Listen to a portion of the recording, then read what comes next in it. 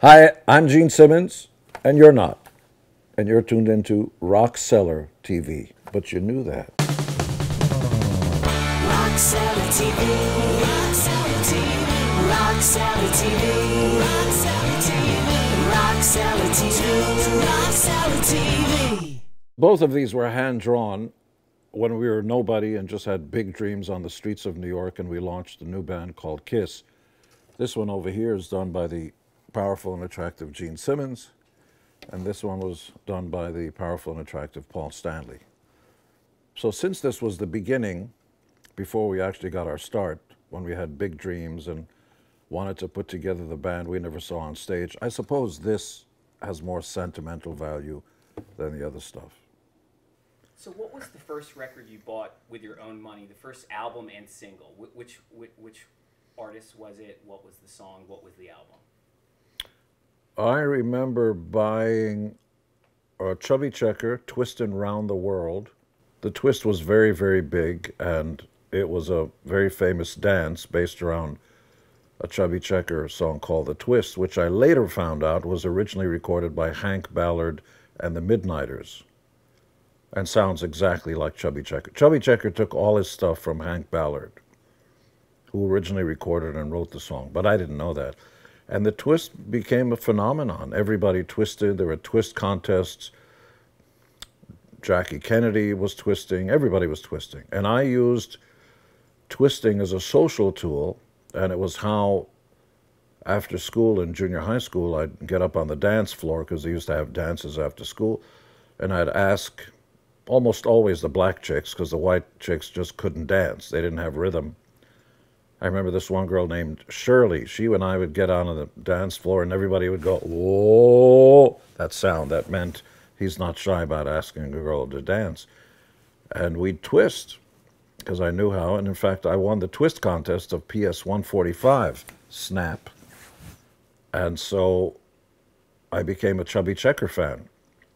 And I bought a few of his records. Let's Twist Again, Twistin' Around the World.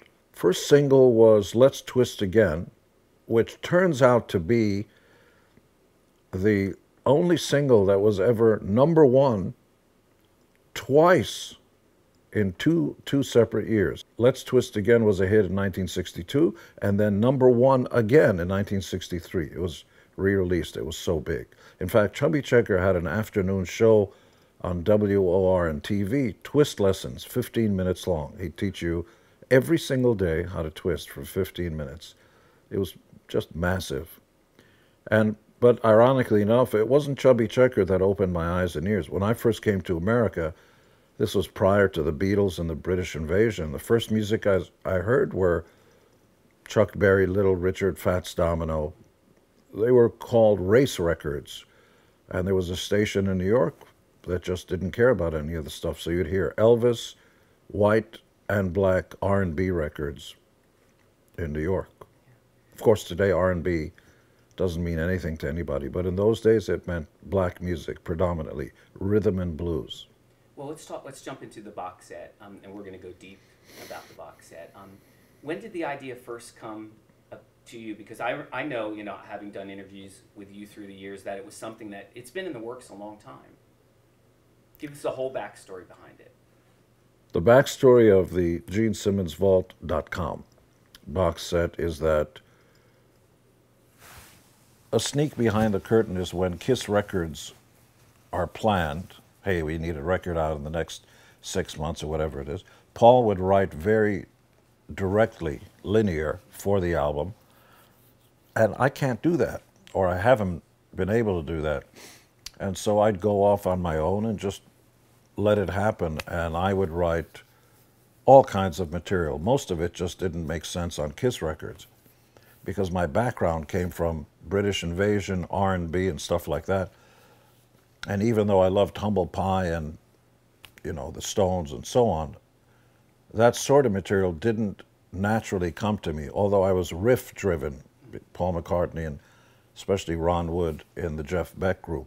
So I heard bass playing in my ears the way horn parts are played in songs, which is why my bass playing doesn't fit in rhythm and blues or even with other rock bands.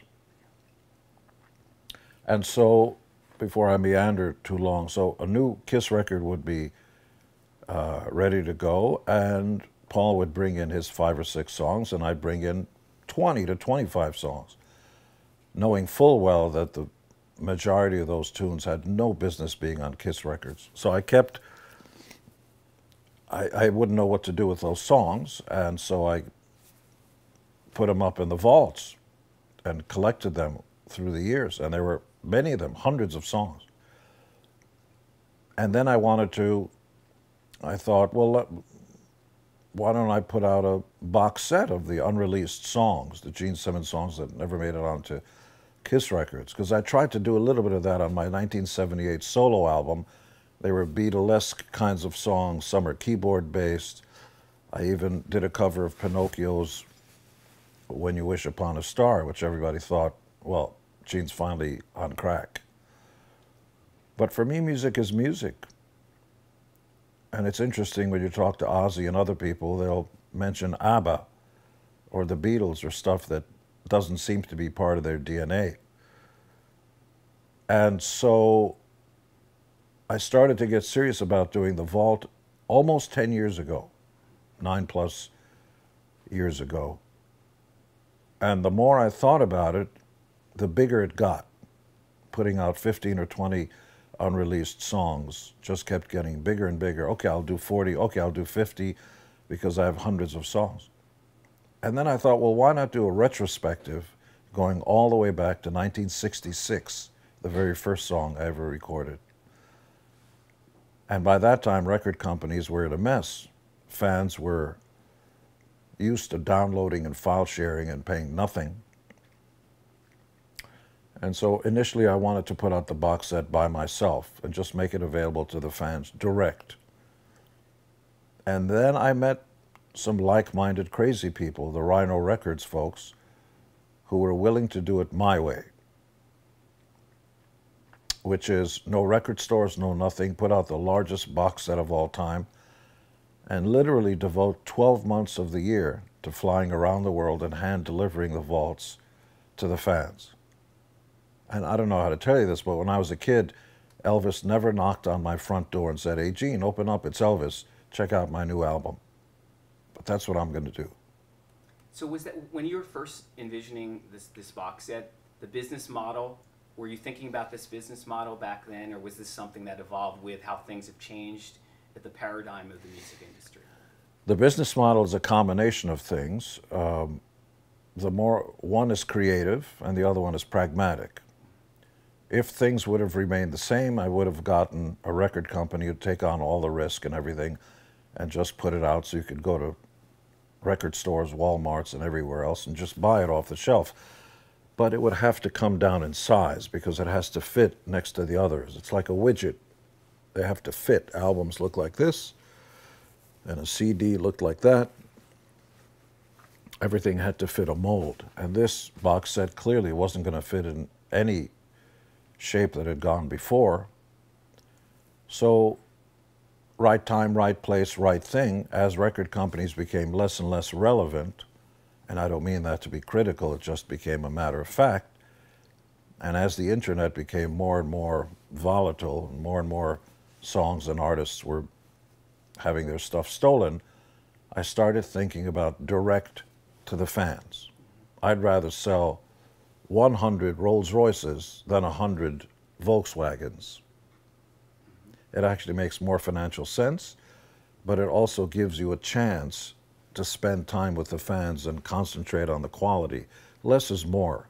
And that's where the idea of the GeneSimmonsVault.com box set started.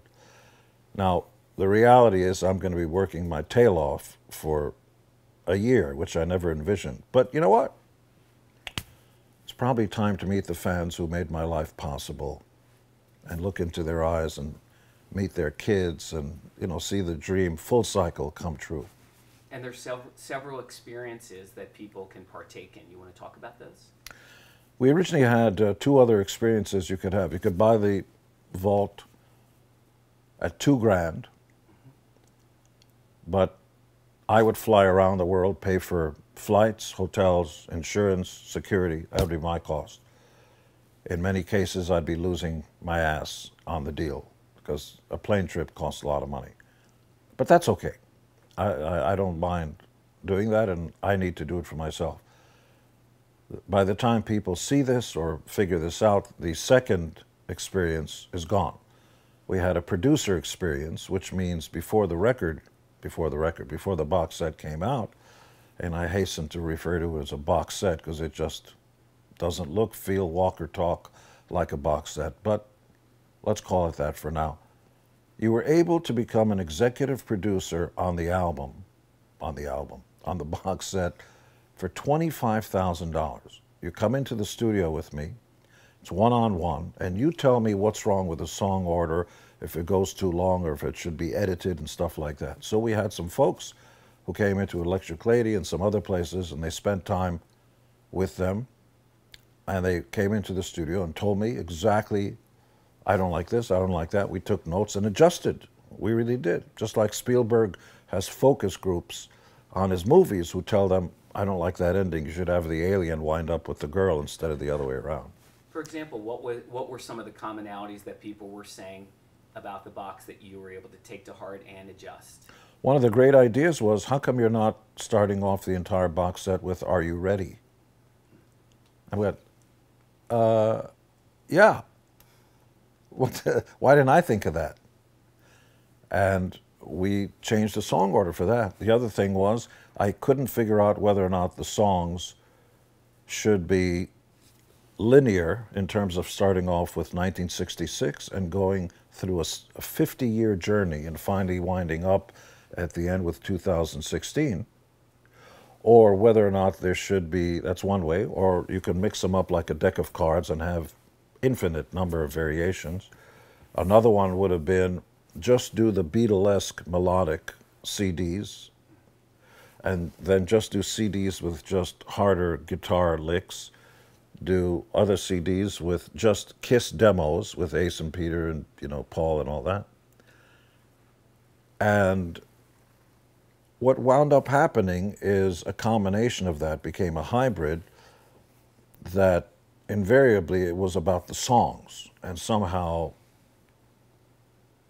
they had to feel right as they moved along. And what that means is everything is emotional. You know, some movies begin with the end. The end you know exactly what happens, and then they flash back and you go to the beginning. Citizen Kane begins with the end after the guy's dead. What kind of a guy was he? Well, then you go back through time, which makes no sense except that it works. And then other things have flashbacks. It's linear, you start here, and then they keep going back in time, and, you know, so there are no rules. It's all emotional. And honestly, if I didn't have my executive producer partners on it, I wouldn't have thought of it. You can't think all of it. So those are gone because the names of those executive producers are actually etched into the inside front door of the vault. That was what they got for staying with me. Nobody's ever done that. The focus groups are anonymous and nobody knows who they are. Not my people. Their names are on there. Rock Salad TV, Rock Salad TV, Rock Salad TV, Rock Salad TV, Rock Salad TV, Rock Salad TV. Okay, kids, you want to know where, how? Go to GeneSimmonsVault.com. GeneSimmonsVault.com.